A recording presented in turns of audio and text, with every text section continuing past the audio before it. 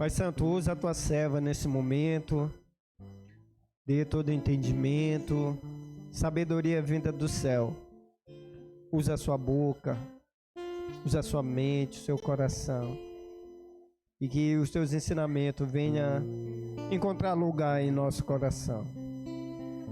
Cuida da tua serva, Deus, cuida da sua família, continue usando a tua serva de forma poderosa, Pai, em nome de Jesus, amém.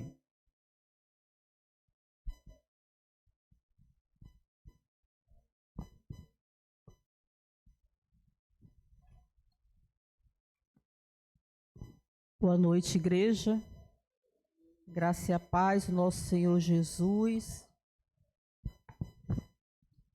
Continuando a nossa caminhada, sem perda de tempo, na carta 1 Coríntios. Hoje nós estaremos dando início ao capítulo 3.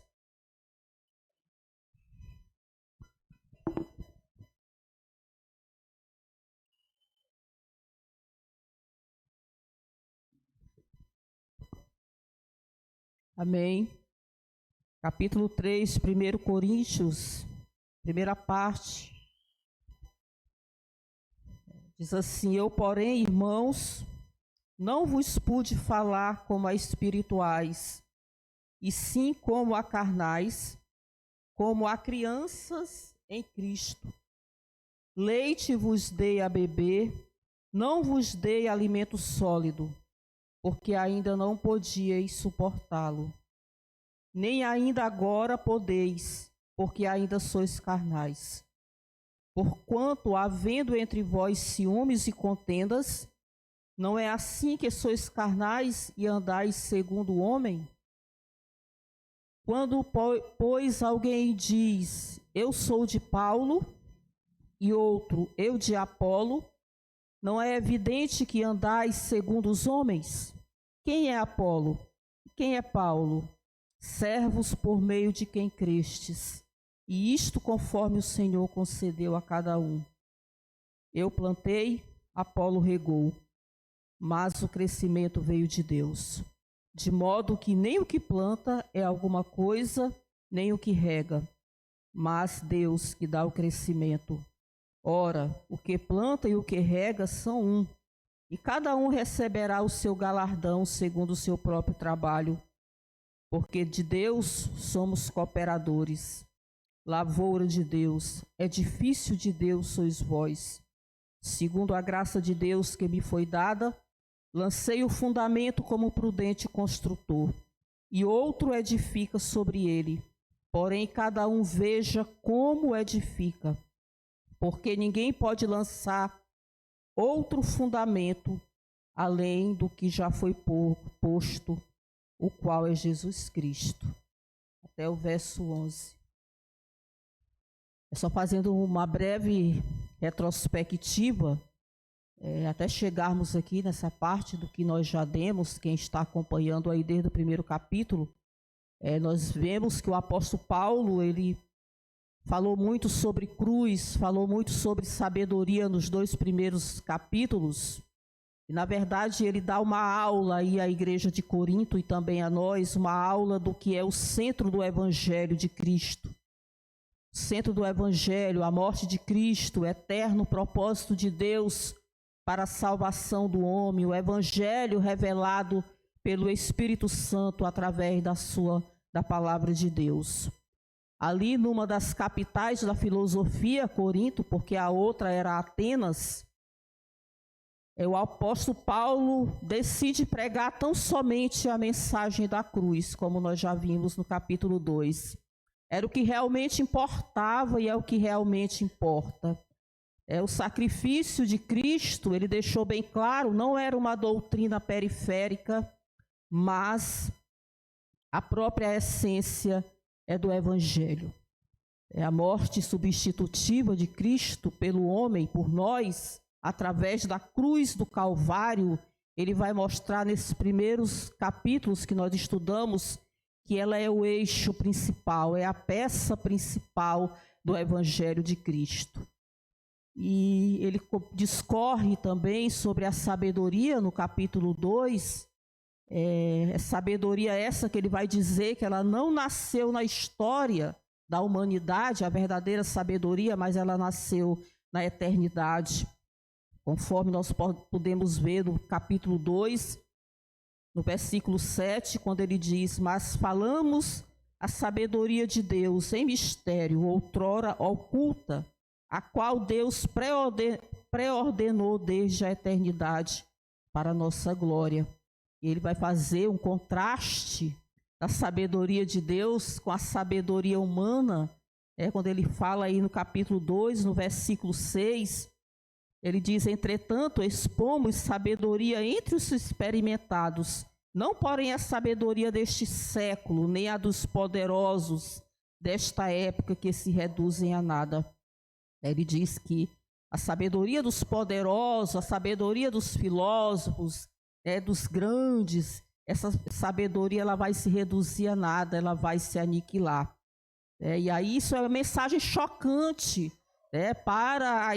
talvez para a igreja de Corinto, lá, aquela cidade, para aqueles homens, ali estava a elite dos pensadores na Grécia, e era chocante, era loucura, como ele vai bem dizer, abrindo o capítulo 1, no versículo 18, ele vai dizer: certamente a palavra da cruz é loucura para os que se perdem, mas para nós que somos salvos é poder de Deus. Pois está escrito: destruirei a sabedoria dos sábios e aniquilarei a inteligência dos instruídos. E no versículo 23, 1:23, ele vai dizer: mas nós pregamos a Cristo crucificado, escândalo para os judeus e loucura para os gentios. Então, aquilo ali era um escândalo. Essa mensagem da cruz, a palavra da cruz, a sabedoria de Deus, E aí o apóstolo Paulo, ele vai deixar bem claro nesses 2 primeiros capítulos que ele não tinha ido ali a Corinto fundar um fã-clube, mas ele foi pregar a palavra, a mensagem da cruz, o verdadeiro evangelho. E ele abre o capítulo 2 falando sobre isso, quando ele diz: eu, irmãos, quando fui ter convosco, anunciando-vos o testemunho de Deus, não fiz com ostentação de linguagem ou de sabedoria, porque decidi nada saber entre vós, senão a Jesus Cristo e este crucificado. Então, o apóstolo Paulo não foi apresentar ali a Corinto, quando ele fundou aquela igreja, mais uma novidade qualquer. É claro que o evangelho é novidade de vida, mas os gregos estavam acostumados, eles gostavam de uma novidade qualquer, de uma ideia qualquer. E o apóstolo Paulo vai mostrar nessa carta, a seriedade com que ele levava, com que ele levantava a bandeira do evangelho de Cristo. Não somente nessa carta, mas quando nós lemos as cartas do apóstolo Paulo, isso fica bem nítido, fica bem claro para nós, no que o evangelho de Cristo não era uma atração qualquer, não era um costume qualquer. E ele trazia muito isso para o seu exemplo, quando ele fala aqui, o exemplo de vida dele, exatamente, a gente vê no exemplo do apóstolo Paulo, longe de engrandecer a ele mesmo, a si mesmo, longe de lançar sombra sobre o nome de Cristo, jamais. E por isso ele vai abrir o versículo, capítulo 3, nós vamos entrar agora, falando do principal problema que aquela igreja tinha. Esse problema, ele era a fonte dos demais problemas, quando ele diz: eu, porém, irmãos, quando não vos pude falar como a espirituais, e sim como a carnais. Como crianças em Cristo, leite vos dei a beber, não vos dei alimento sólido, porque ainda não podíeis suportá-lo, nem ainda agora podeis, porque ainda sois carnais. Aquela igreja, ela tinha um problema grave. A partir daí surgiam os demais problemas. Ela tinha um problema de maturidade espiritual. Na avaliação do apóstolo Paulo, eles eram considerados carnais, como a gente pode ver nesses 2 primeiros versículos. Crianças em Cristo. Ele diz: olha, não poderei considerá-los como espirituais. Bem que eu gostaria de ter começado essa conversa com vocês falando como espirituais, mas não foi possível, porque vocês não avançaram de nível, né? E quando a gente olha o apóstolo Paulo falando com a igreja dessa maneira, fazendo as colocações, a gente percebe que já havia passado uma grande quantidade de tempo e a igreja permanecia ainda nos primeiros rudimentos. Aquela igreja não tinha avançado, faltava maturidade no conhecimento da palavra de Deus. Por isso que ele vai falar aqui de uma dieta. Ele vai dizer, leite vos dei a beber, no versículo 2, não vos dei alimento sólido, porque ainda não podíeis suportá-lo, nem ainda agora podeis, porque ainda sois carnais. Então, aquela igreja ela não avançou de nível, aquela igreja ela estava ainda na mesma classe. Ele não está falando aqui de doutrinas diferentes, mas dos principais fundamentos do evangelho que nós começamos a estudar, ou quando nós nos convertemos, ou até mesmo as criancinhas da EBV Kids, elas já estudam sobre a cruz, não é mesmo, Eliane? Sobre Jesus, sobre a salvação, sobre vários fundamentos do evangelho de Cristo, os principais, e assim elas vão avançando, e assim a gente vai avançando de classe. É por isso, falando aqui da EBV, puxando aqui a sardinha, se vai avançando de classe, EBV Kids, juniores, jovens, novos convertidos, e vai crescendo, mas aquela igreja ela não avançou. Ela ainda estava na classe dos novos convertidos. Quando a gente vai lá para Hebreus, eu gostaria que, por favor, vocês abrissem. Nós abríssemos lá em Hebreus no capítulo 5, a partir do versículo 11. Vamos rápido, né? A gente vê o autor de Hebreus chamando a atenção também dos hebreus por conta dessa questão. Quando ele diz, olha, a esse respeito temos muitas coisas que dizer e difíceis de explicar, porquanto vos tende tornado tardios em ouvir. Pois com efeito, quando devíeis ser mestres, atendendo ao tempo decorrido, tendes novamente necessidade de alguém que vos ensine de novo quais são os princípios elementares dos oráculos de Deus. Assim, vos tornastes como necessitados de leite e não de alimento sólido. Ora, todo aquele que se alimenta de leite é inexperiente na palavra da justiça, porque é criança. Mas o alimento sólido é para os adultos, para aqueles que pela prática têm as suas faculdades exercidas para discernir não somente o bem, mas também o mal. Então, o autor de Hebreus, ele também vai denunciar essa questão aos hebreus nessa carta. Ele gostaria muito de falar com ele coisas difíceis de ser interpretadas, coisas de alto nível, mas aquela igreja, aqueles que já deveriam ser mestres, pelo tempo que tinha passado, ainda necessitavam que alguém estivesse ensinando as mesmas coisas para que eles avançassem. E isso diz de não querer se aprofundar no conhecimento, diz daqueles que realmente banalizam o conhecimento da palavra de Deus, não acham importante a palavra de Deus. Quando eu olho para essa carta, olha que nós estamos ainda nos 3 primeiros capítulos, eu fico pensando como nós estamos precisando muito revisar o que o apóstolo Paulo fala. Eu vejo realmente uma radiografia da igreja atual, da igreja da modernidade. Certamente, lá em Corinto, se pregava também um evangelho híbrido, um evangelho onde existiam diferentes elementos misturados na sua composição. E por falta de conhecimento da palavra de Deus, aquele povo absorvia isso. O evangelho misturado com outras filosofias, porque era o que se vivia ali. Muitos que vieram ali para a igreja, que se converteram, presenciaram, viveram, viram os filósofos falando ali na igreja.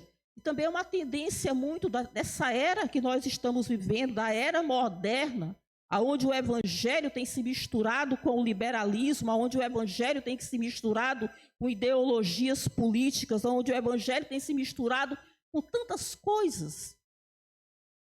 Eu sei que muitos de nós aqui não somos inocentes quanto a isso. Não somos inocentes. Aonde tem se mostrado, aqui, estou falando de hoje para nós, aonde tem se apresentado o cristianismo de mercado, aonde tem se feito um censo, um recenseamento, tem se perguntado quais são as expectativas da sociedade. Né? O que é mais conveniente para você? Qual é o evangelho que você quer ouvir? E a partir daí, vai se oferecer um evangelho ao gosto da freguesia. É isso que nós estamos vivendo muito nesses tempos. Ah, mas isso não está previsto na Bíblia. O que a igreja precisa é se manter realmente fiel ao evangelho de Cristo. E esse era o maior problema da igreja de Corinto, porque a partir daí veio outros problemas, como apontado no primeiro capítulo, no versículo 12, aonde o apóstolo Paulo vai dizer que aquela igreja estava faccionada. Uns diziam que era de Paulo, outros diziam que era de Cristo, outros diziam que era de Apolo, outros diziam que era de Cefa. E isso nada mais é do que o sintoma da carnalidade, da imaturidade, da falta de conhecimento da palavra de Deus que aquela igreja estava vivendo. E aquela igreja, ela vivia uma questão séria de relacionamentos. Porque a partir daquilo tudo ali, daqueles grupos, existia o partidarismo, as disputas, os grupos, as facções, as divisões, as contendas. Imagine nós trazendo para cá hoje, como seria isso? Um dizendo, eu sou do grupo do pastor Serginho, eu sou do grupo do pastor Edivaldo, eu sou do grupo da irmã Maria José, eu sou do grupo de outra pessoa. Imagine nós vivendo uma situação dessa. Imagine o que é uma igreja vivendo um problema desse. Isso realmente era grave. Por quê? Por que isso acontecia? Pela falta de conhecimento, pela imaturidade, por conta disso eles tinham importado esse sentimento lá do mundo. Porque os coríntios tinham os gregos tinham uma verdadeira veneração pelos pensadores, pelos filósofos. Eles escolhiam, eu gosto mais de Sócrates, porque fala melhor, a filosofia dele é melhor, eu gosto mais de Platão, eu gosto mais disso. Era isso, eles estavam importaram aquilo para dentro da igreja. Eu prefiro Paulo, que é mais eloquente, que fala melhor, é judeu, tal, tem um currículo aí impecável. Não, eu prefiro Apolo, porque Apolo fala melhor, Apolo é mais culto, tem uma eloquência melhor. Então a igreja estava vivendo aquilo ali.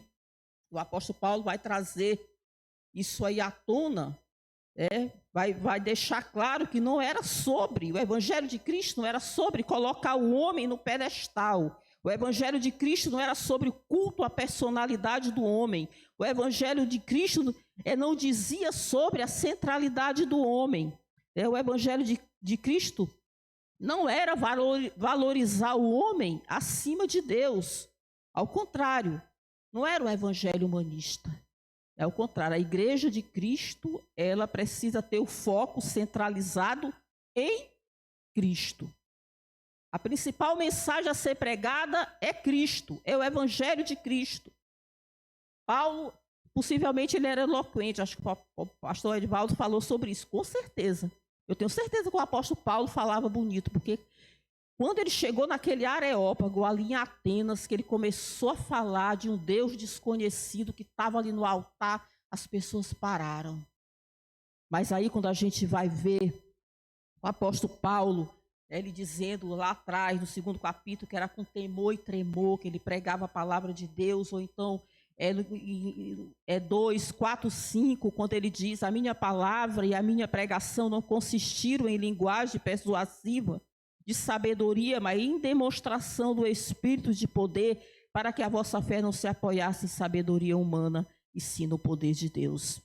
É claro que ele está falando aqui que ele vivia na total dependência do Espírito Santo. Ele pregava aquilo que o Espírito Santo instruía exatamente para que a sua pregação não se apoiasse em sabedoria humana, mas também para que a soberba, para que a vanglória jamais fizesse parte do seu ministério. Porque isso é um terreno fértil no coração carnal. Imagine uma igreja toda dizendo, eu sou de Paulo, eu sou de Apolo. Eu fico pensando, quando eu estava estudando sobre isso, será que o Apolo, será que Cefas tiveram esse mesmo pensamento que o apóstolo Paulo teve em combater isso aqui? Sabe, porque o coração do homem, o ego do homem é muito levado a essas coisas, né? A querer glória, a querer ser elogiado, sabe? O evangelho de Cristo não é sobre isso. Eu estava até falando para a Sara sobre isso, uma frase que eu vou falar agora, é sobre pregador. Os holofotes, eles devem estar na palavra de Deus, não é no pregador. Independente se você vem aqui na frente, ou se você vai fazer um evangelismo nos lares, ou se você vai fazer um evangelismo na rua, ou se você vai fazer um evangelismo criativo, como o pastor Serginho aí é o especialista. Eu fiquei maravilhada aqui no dia da oficina, né, o quanto eles conseguem fazer tantas coisas no evangelismo criativo, mas ele não está ali para se amostrar, ele está ali para apresentar um Deus para as pessoas, para apresentar salvação para as pessoas, né? E quando se termina de falar a palavra de Deus, seja quem está aqui na frente, seja no evangelismo, é para que as pessoas digam: que grande Deus foi pregado. Que grande Deus foi pregado. Que palavra foi pregada. Eu quero essa salvação. Quando o apóstolo Pedro, ali depois da descida do Espírito Santo, que as pessoas ficaram atônitas, porque aqueles homens estavam falando em outras línguas, eles foram tomados por bêbados. E aí o apóstolo Pedro, ali, um pescador do mar da Galileia, ele começa a fazer um discurso, uma pregação da palavra de Deus, e ele vai buscar lá em Joel, né, apresentando Deus desde lá de Joel, quando ele diz: olha, isso aí nada mais é do que o que está escrito em Joel, quando ele diz que o Espírito se derramaria sobre toda a carne. Aí ele vai falar de Davi, aí ele chega em Jesus, ele vai apresentar o Jesus que foi crucificado, Filho de Deus, que era Deus. Olha, esse que subiu aos céus, ele vai voltar, ele é Deus, ele foi morto. Aí quando ele terminou aquela pregação, as pessoas estavam, e muitos disseram: o que faremos? O que faremos para ter esse Deus? O que faremos para ter essa salvação? E a Bíblia diz que naquele momento ali, 3.000 almas se converteram. Porque a mensagem foi pregada, o evangelho real foi pregado. E aí ele vai dizer, continuar no versículo 3, fazer uma pergunta para a igreja: porquanto havendo entre vós ciúmes e contendas, não é assim que sois carnais e andais segundo o homem? Quando, pois, alguém diz no 4, eu sou de Paulo, e outro, eu de Apolo, não é evidente que andais segundo os homens? E aí,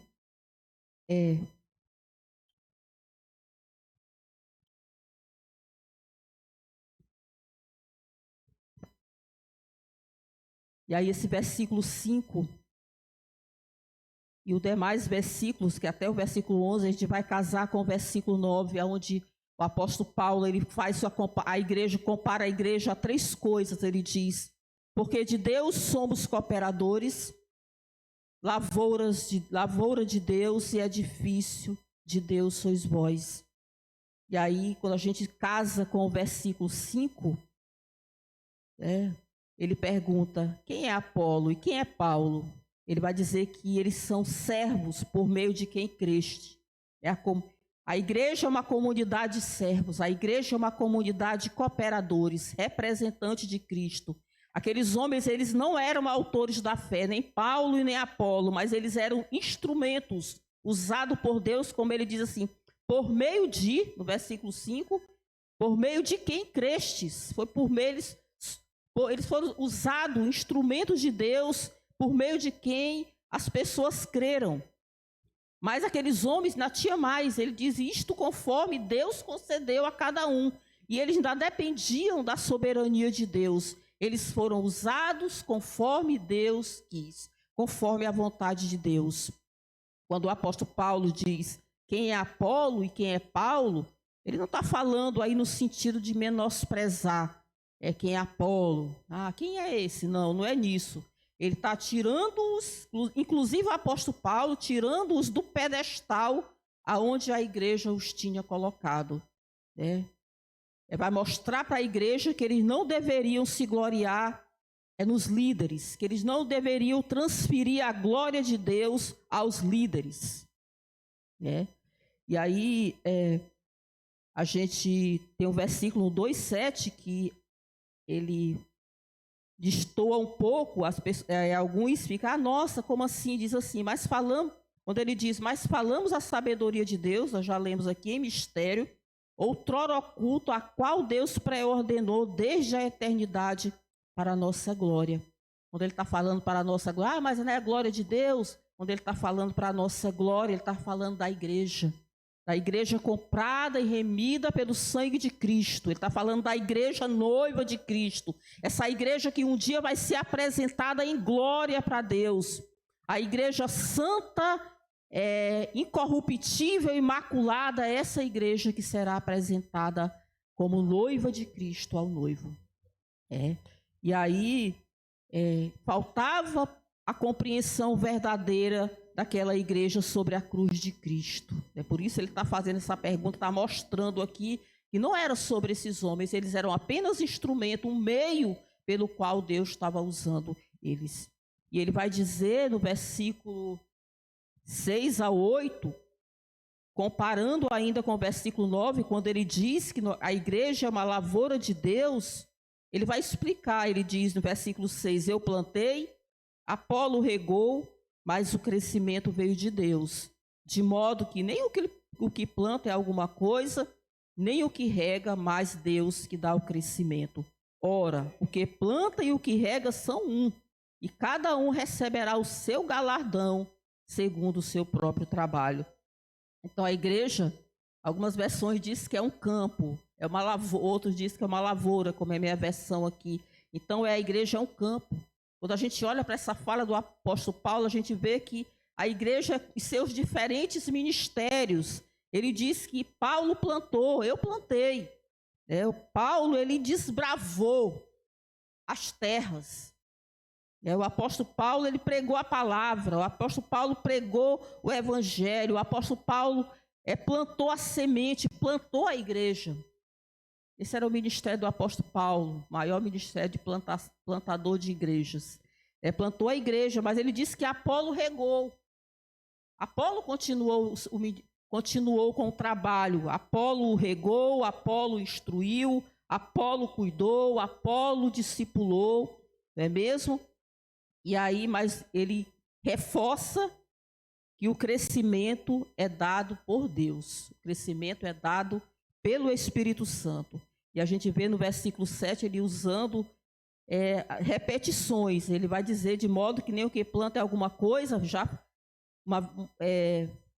repetindo, nem o que rega, mas Deus que dá o crescimento. E ele diz, ora, o que planta e o que rega são um, no versículo 8.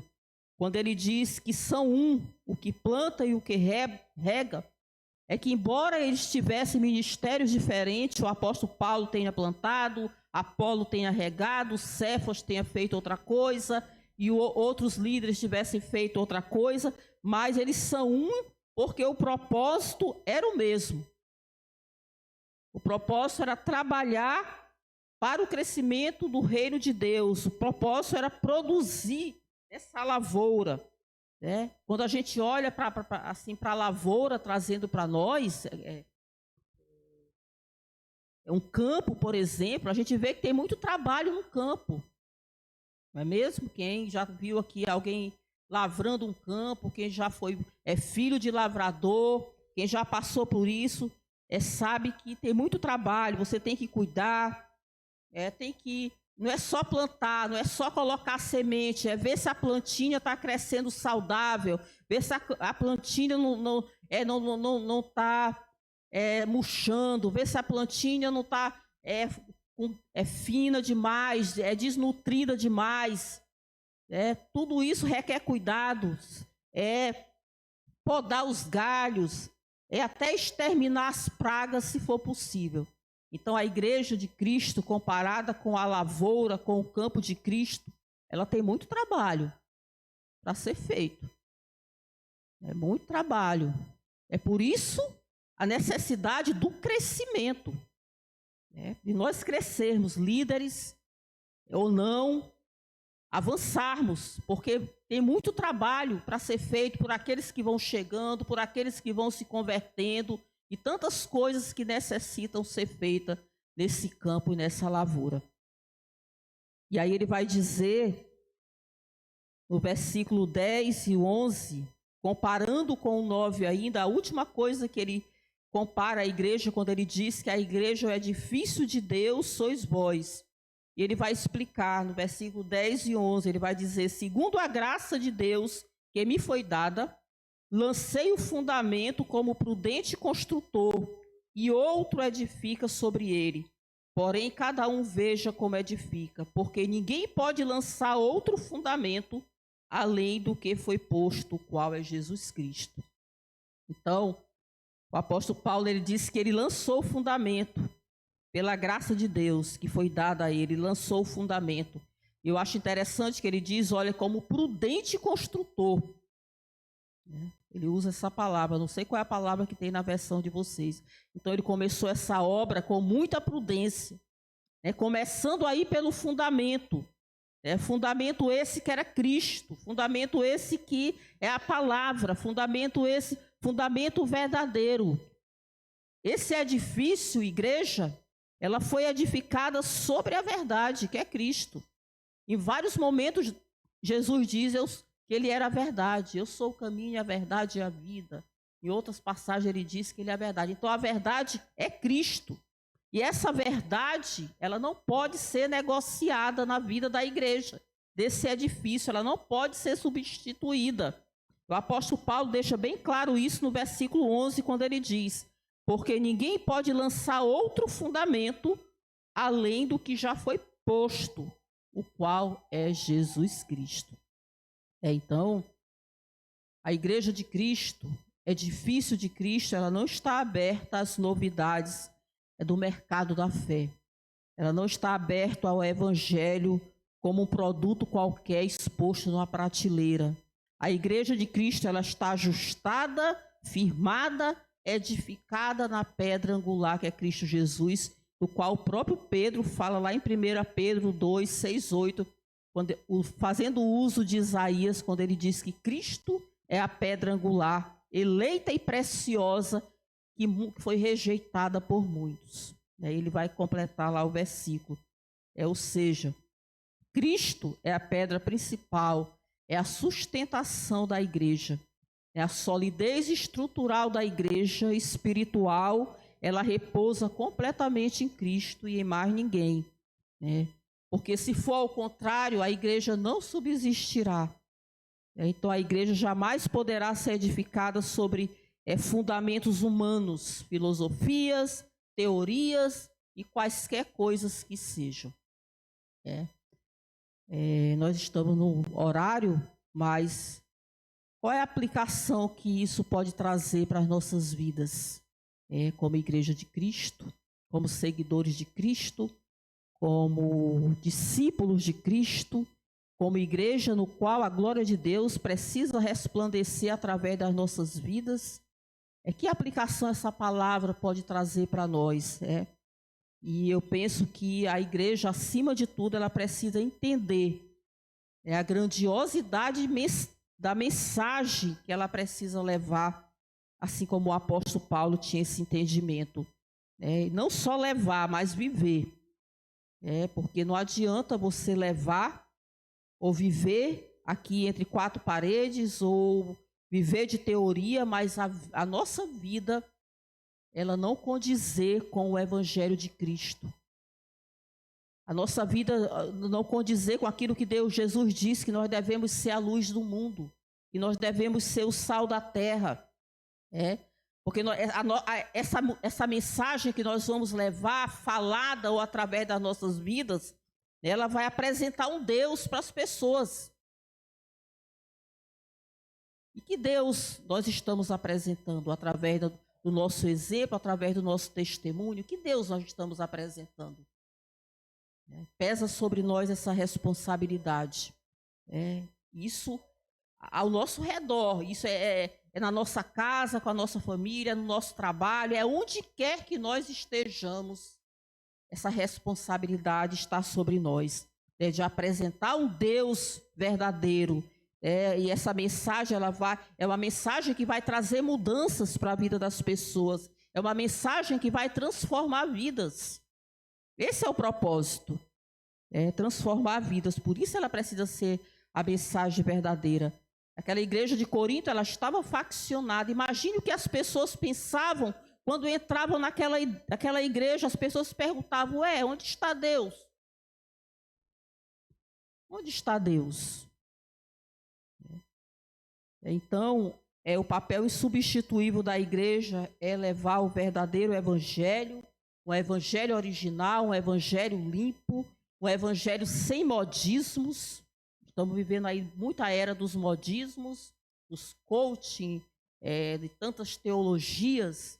Então, a gente precisa se policiar sobre isso, porque muito disso, ou quase tudo disso, que é fora do evangelho, nada vai mais fazer do que desvirtuar e corromper a mensagem principal do evangelho, que é Jesus Cristo, a morte de Cristo por nós, pela humanidade, a salvação, a graça de Cristo, a misericórdia de Cristo, que nos alcança todos os dias. Amém? E nós encerramos por aqui. Na próxima terça-feira vai ser finalizado esse capítulo 3, belíssimo. Então não deixe de vir. Convide aí outros, sua célula. A gente precisa avançar. Precisamos avançar no conhecimento, precisamos priorizar o que é o principal das nossas vidas, não é mesmo, Zezé?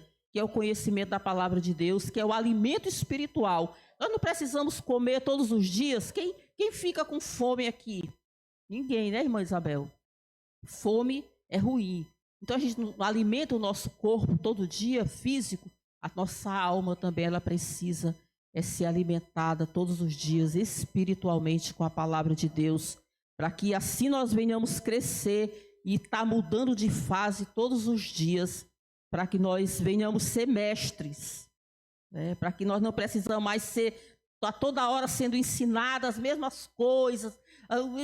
Nós estamos precisando de mestres aqui, não é mesmo, Eliene? Pois é. Então, obrigada pela atenção, Deus abençoe. Amém.